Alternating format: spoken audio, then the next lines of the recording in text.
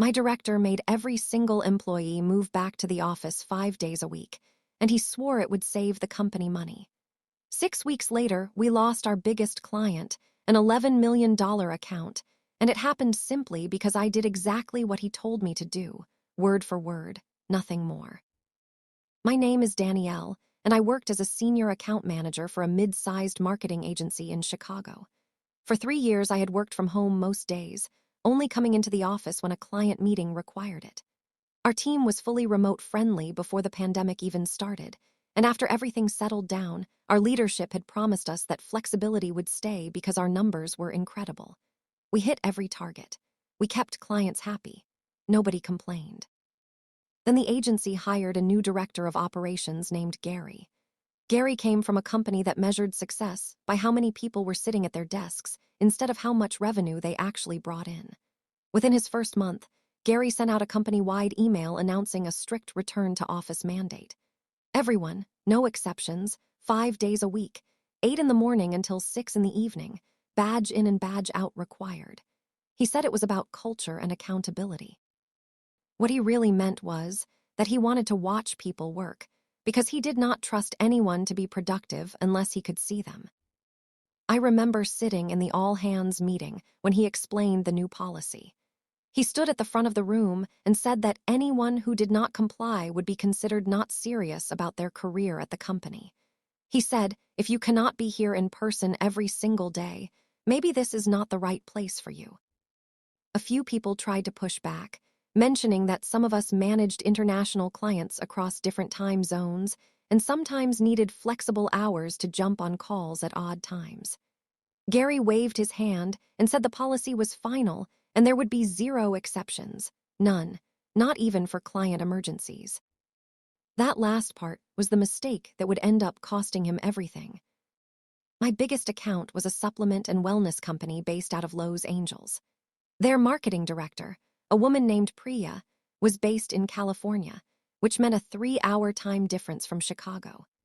For years, our arrangement had worked perfectly because I would sometimes hop on early morning or late evening calls with her team to accommodate their schedule, especially during product launches or crisis moments when something needed immediate attention. This was one of our largest contracts, worth just over $11 million a year in ongoing services, and Priya trusted me specifically because I always made myself available when she needed me, no matter the hour. When Gary announced the mandatory 8 to 6 in-office policy with 0 exceptions, I asked him directly in a private meeting whether client emergency calls outside those hours would still be allowed, even if I handled them from home before or after my in-office hours. Gary looked at me like I had asked something ridiculous. He said, and I remember this exactly, if it is not client-facing work happening between 8 and 6 in this building, it does not count as work. Attendance is attendance.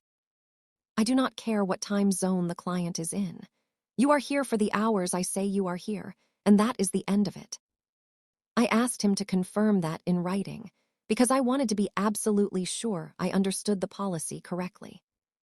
Gary, feeling proud of himself, sent a company-wide email that afternoon restating that all client work, all calls, all deliverables, must happen strictly within office hours, and that any work conducted outside those hours, including remote calls from home, would not be recognized, tracked, or compensated, and could be considered a violation of the new attendance policy since employees were expected to be fully present and focused only on in-office responsibilities during their shift.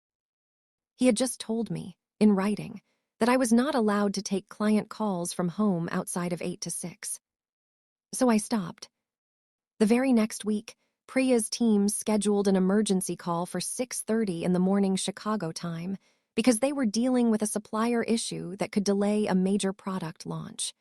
Normally, I would have hopped on that call from my kitchen table without a second thought. Instead, I followed the policy exactly as it was written. I did not take the call. I could not, according to company policy, since it fell outside my 8 to 6 office hours, and Gary had explicitly stated that outside work would not be recognized or permitted. Priya emailed me in a panic asking why I had not joined. I responded politely explaining that per new company policy, I was not permitted to conduct any client work outside of office hours of 8 in the morning to 6 in the evening Chicago time, and that I would be happy to address her concerns as soon as I was back in the office. I copied Gary on that email, because transparency is important, right?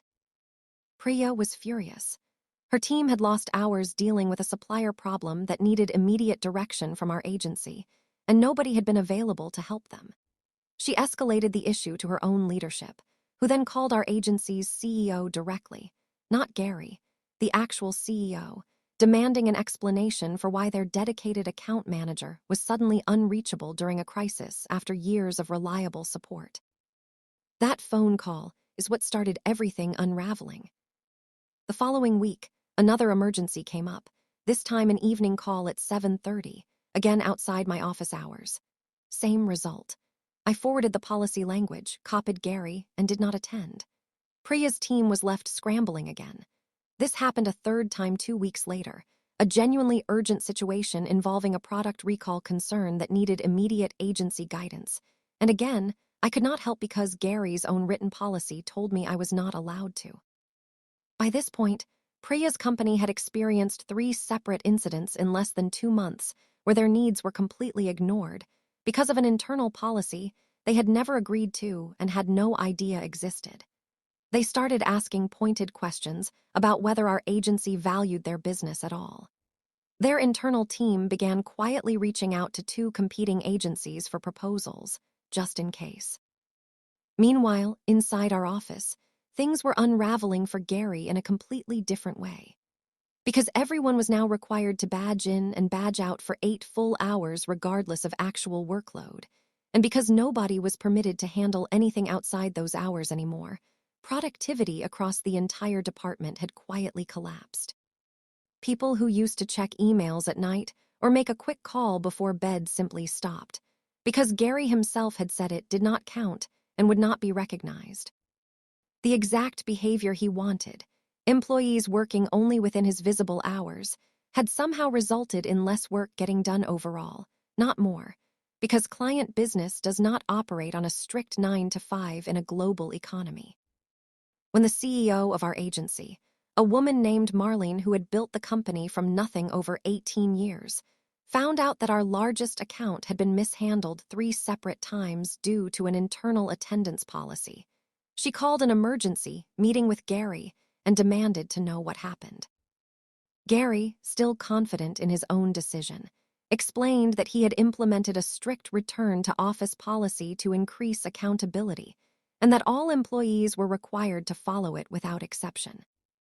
Marlene asked him directly whether he was aware that Danielle's biggest client operated 3 hours behind our time zone and regularly needed early morning or evening support.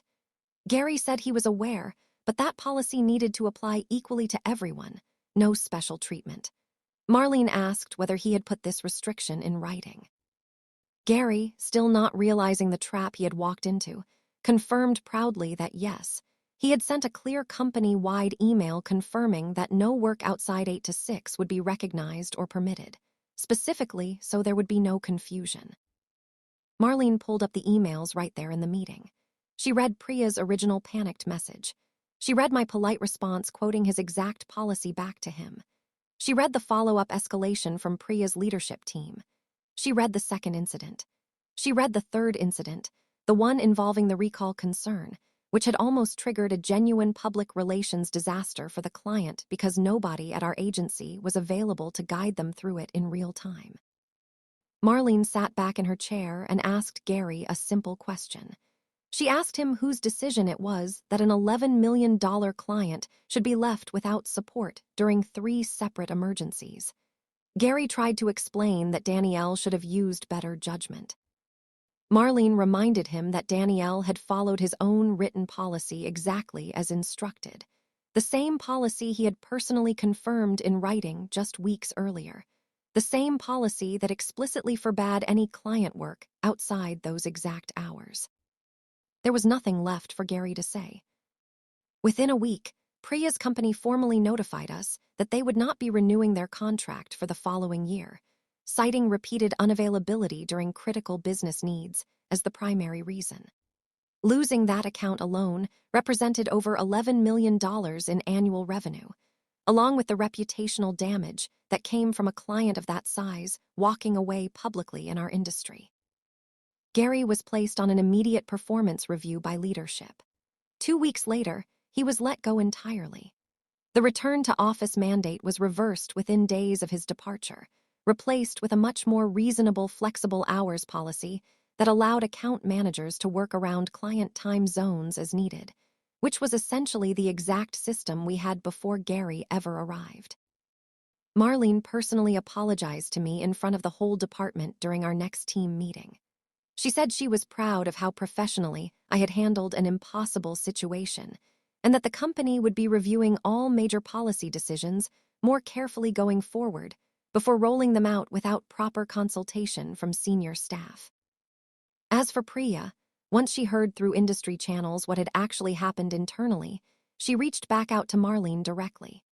She said she respected how the situation had been handled once leadership understood the full picture, and 6 months later, her company returned as a client under a new, much more flexible agreement, this time with direct assurances written into the contract itself about availability across time zones. Gary never got hired at that level again. Word travels fast in that industry, especially when the story involves losing an $11 million account because of a strict policy nobody actually needed. Former coworkers told me he tried applying to 2 other agencies in the city, and both times someone on the hearing committee had already heard the story before his interview even started. I still work at that agency today, fully flexible, fully trusted, and the return to office mandate has never been mentioned again by anyone in that building. Every so often, a new hire asks why our time zone policy is so relaxed compared to other agencies in the city, and someone always tells them the short version of what happened with Gary. It has become something of a legend around the office. The manager who lost an $11 million client because he refused to bend on something that never needed to be rigid.